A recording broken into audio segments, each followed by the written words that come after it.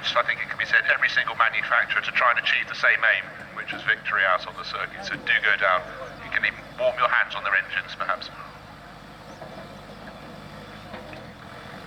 The level of technology and the different approaches, well, particularly with the Edwardian races, clear for all to see, because it was a very visual thing, very different ways of trying to chase the speed, different body shapes, huge engines.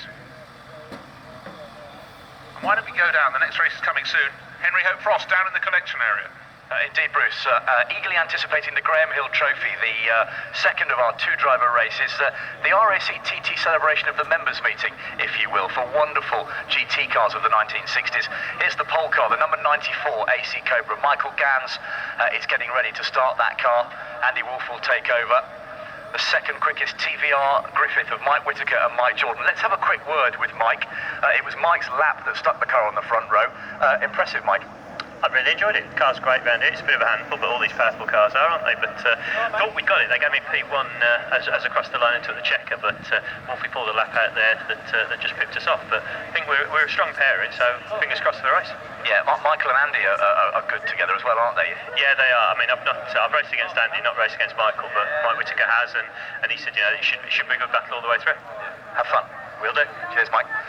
Move a little bit further down, the number 14 Jaguar starts in third. Richard Mines will start that car.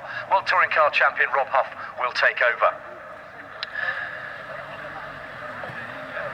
29 is the Hancock Rick Vega E-Type. And then we can see in the number 13 AC Cobra the very familiar smile of Emanuele Pirro and the helmet. Let me have a word with him. He's always good for a chat. You just love all this, don't you?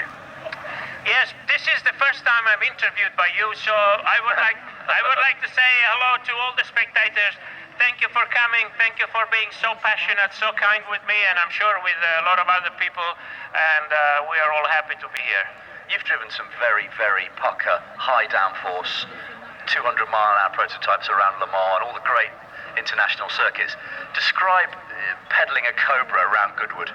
Well, the more I drive these old cars, the more I feel sorry that I was born so late in motor racing, although I had the chance to drive some, at least on the circuit side, some challenging and somehow dangerous circuits.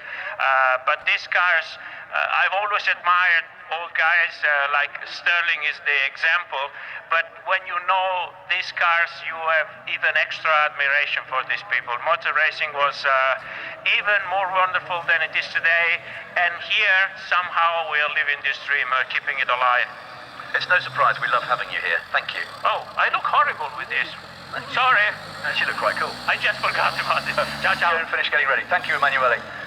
Alongside the number 6 Cobra, the Haddon Chuckborough car, and then the unique Ginetta, number 82 car.